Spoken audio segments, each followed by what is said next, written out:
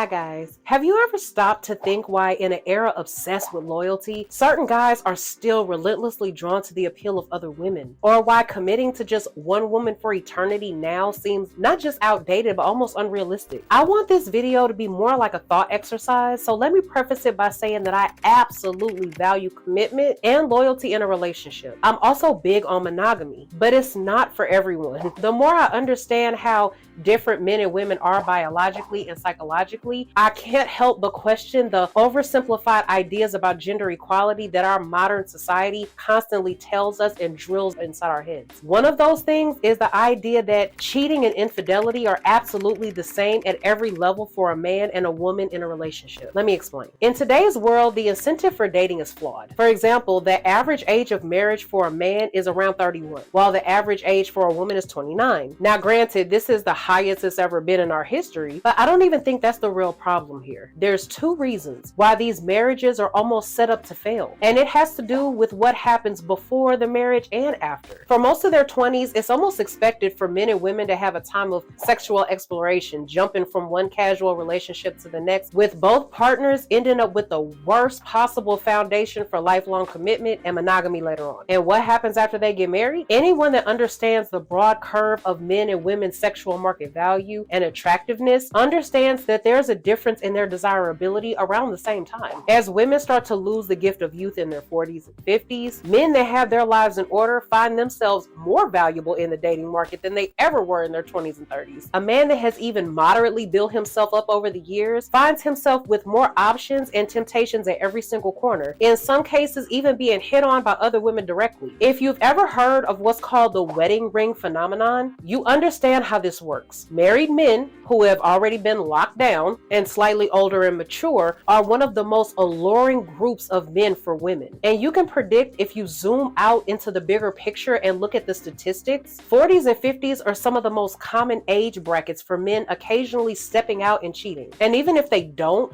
the male sexual impulse and the biological tendency for multiple sexual partners rears its head in some other form. For example, you see it in how widespread porn is for men, which a lot of women consider as a form of cheating itself. Depending on the man and his personality, if desires and tendencies like these are repressed within the confines of monogamy, it will result in a greater risk of infidelity. Statistics and studies consistently show this. For most of human history, this wasn't a problem. Society wasn't as hypersexualized in the past, and men with power and resources allowed themselves multiple female partners in a polygamous social arrangement. The idea of men being monogamous for life has actually only been around for a few hundred years. So the question becomes, do the societal and dating norms we've created align with men's natural desires for monogamy? Consider that the idea of lifelong commitment to one woman originated to bring stability to relationships in older societies, and how it was also used at one point in time as a tool of oppression, and you start to rethink the monogamous setup we practice today. Historically, it was common and accepted for men to have multiple partners throughout their life, even at the same time. There's a critical difference between the role of men and women in the context of reproduction, and that's certainty of paternity. Simply put, one man with multiple female partners is certain of who the mother and the father of the child are. But if one woman has multiple male partners, she has no way of knowing who that father is,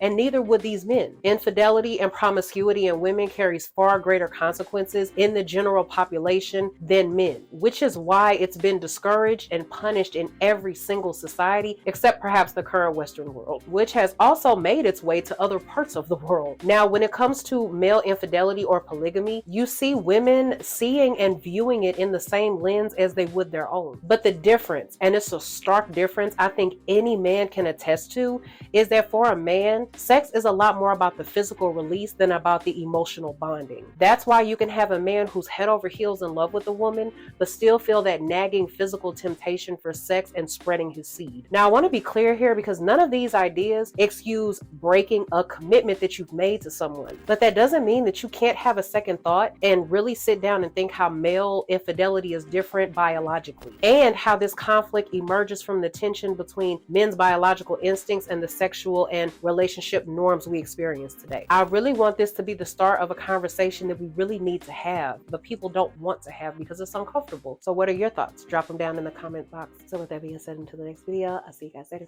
Bye.